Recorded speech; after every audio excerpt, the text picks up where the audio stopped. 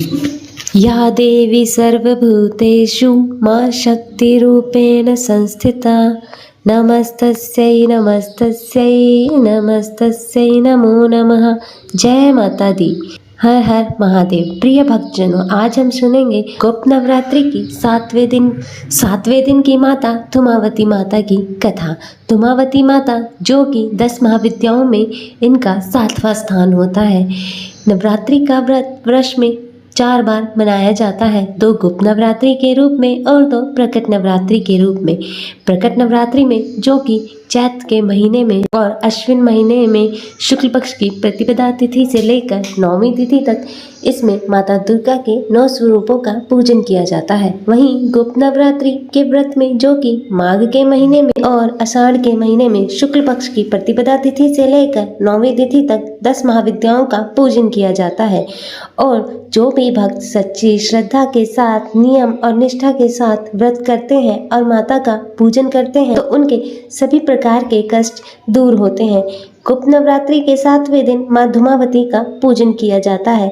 माता धूमावती अर्थात जिसका जन्म धुएं से हुआ हो। माता रानी का यह रूप धुएं के समान होता है, इसलिए इन्हें भगवान शिव ने धूमावती नाम दिया है। माँ धूमावती का यह रूप अत्यंत दरिद्र, शुष्क, दया योग्य वाला है। देवी धूमावती को एक विधवा बूढ़ी स्त्री के रूप में दिखाया गया है। उनके शरीर के अंगों पर जगह जगह झुर्रियां पड़ चुकी हैं तथा वह कांप रही हैं। धूमावती देवी का शरीर एकदम शुष्क व सफेद रंग का है और उन्होंने वस्त्र भी विधवा के समान श्वेत वस्त्र ही धारण किए हुए हैं। और माँ ने जो वस्त्र पहने हुए हैं वह भी जगह जगह से फटे व घिसे हुए हैं। उनके केश बिखरे हुए हैं। वह उन्हें देखकर ऐसा लगता है जैसे माँ कई दिनों से नहाई ना हो और इस कारण इनके केश व शरीर व वस्त्रों पर गंदगी जमा हो गई है। उनका पूरा शरीर कंपायमान हो रहा है। माँ का रूप भूख से व्याकुल व दरिद्र रूप में दिखाया गया है। उनका शरीर बिल्कुल पतला व अस्वस्थ प्रतीत होता है। वह बिना घोड़े के रथ पर बैठी हैं, जिसके शीर्ष पर एक कौवा बैठा है। माँ के एक हाथ में कटोरा तथा दूसरे हाथ अभय मुद्रा या ज्ञान मुद्रा देने की मुद्रा में है। देवी धूमावती के इस निंदनीय रूप के पीछे का एक रहस्य छुपा है। एक बार जब माता पार्वती को तीव्र भूख लगी तो उन्होंने भगवान शिव से भोजन मांगा। उस समय वहाँ भोजन उपलब्ध नहीं हो रहा था।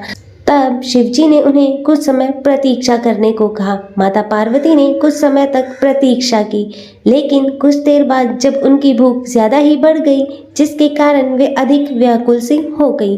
इसी व्याकुलता में देवी पार्वती ने भगवान शिव को ही निगल लिया और भगवान शिव को निगलते ही उनके शरीर में स्थित समुद्र मंथन का विष माता के शरीर को जलाने लगा, जिसके कारण उनके शरीर से धुआं निकला। माता रानी का शरीर धीरे धीरे बूढ़ा होता चले गया, जिसमें जगह जगह झुर्रियां पड़ रही थी और इससे बेचैन होकर माता पार्वती ने भगवान शिव को अपने मुंह से बाहर उगल दिया और बाहर आकर भगवान शिव ने माता पार्वती से कहा, क्योंकि तुम भूख से व्याकुल होकर अपने ही पति को निगल गई थी, इसलिए तुम्हारे इस रूप को विधवा होने का श्राप मिलेगा।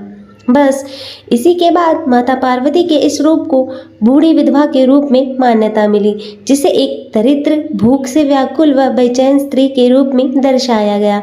इस रूप में माता रानी के मुख पर बेचैनी, व्याकुलता, संशय, तड़प, थकान इत्यादि एक साथ प्रदर्शित होते हैं।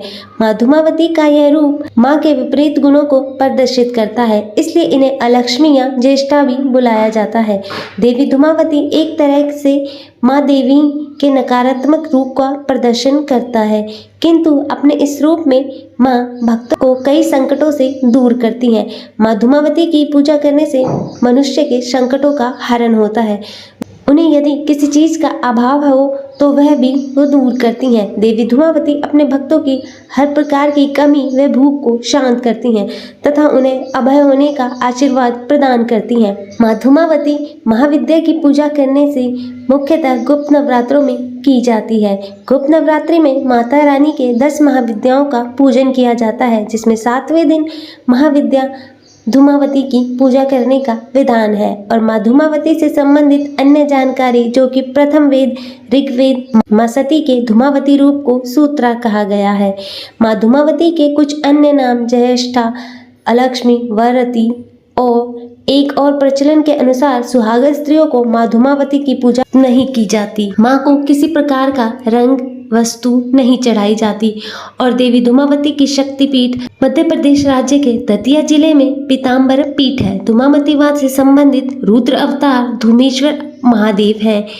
एक अन्य कथा के अनुसार माँ धूमावती का यह रूप राजा दक्ष द्वारा आयोजित यज्ञ में माँ सती के आत्मदाह करने के पश्चात उनके शरीर से जो धुआं प्रकट हुआ और यह श्रीकुल की 7 देवियों में आती हैं।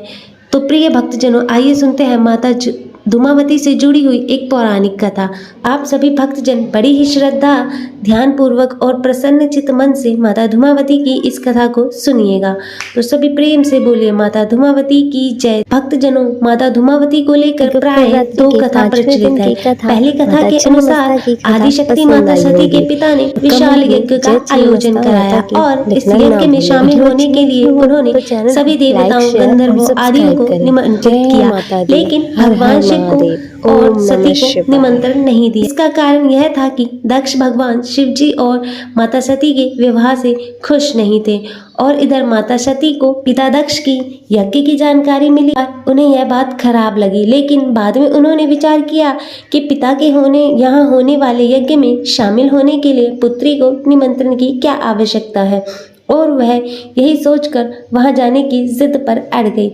तब महादेव ने उन्हें काफी समझाया और कहा, विवाह के बाद पुत्री को पिता के घर बिना निमंत्रण के नहीं जाना चाहिए, लेकिन वह नहीं मानी और माता सती दक्ष के यज्ञ में पहुंची तो उन्हें पिता दक्ष के तिरस्कार का सामना करना पड़ा और इससे दुखी होकर माता सती यज्ञ में कूद गई और उनके चलने से जो धुआं निकला, इसी से माता धूमावती का अवतार हुआ। माता धूमावती के अवतार की दूसरी कथा के अनुसार एक बार माता पार्वती को जोरों से भूख लगी।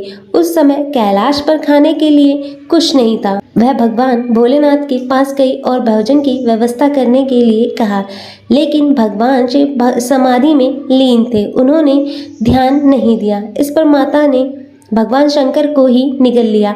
माता की भूख तो शांत हो गई, लेकिन भोलेनाथ के कंठ में विष होने से माता के मुख से धुआं निकलने लगा और विष के प्रभाव से उनका शरीर जर्जर और विकृत होने लगा। यह हाल देखकर माता की लीला का साथ दे रहे भगवान शिव ने उनके उदर से बाहर निकल गए और कहा कि तुमने अपने पति को ही निगल लिया है, इसलिए विधवा होने का श्राप लगेगा और धूमावती के रूप में तुम पूजी जाओगी। हालांकि महिलाएं इस रूप की पूजा नहीं करती। अतः हे माँ धूमावती, इस कथा को कहते, सुनते और हुंकारा भरते समय सभी पर अपनी कृपा बनाए रखना। अपने भक्तों के सभी कष्टों को दूर करना, उनके जीवन में सुख समृद्धि देना। तो सभी प्रेम से बोले माता धूमावती की जय, 10 महाविद्याओं की जय, सर्वदेवी देवताओं की जय। प्रिय भक्तजनों, मैं आशा करती हूँ कि आपको यह आज की कथा पसंद आई होगी। वीडियो अच्छी लगी हो तो चैनल को लाइक, शेयर और सब्सक्राइब करें और कमेंट में जय धूमावती माता की ज़रूर लिखें। हर हर महादेव, जय शिव शंकर, ओम नमः शिवाय।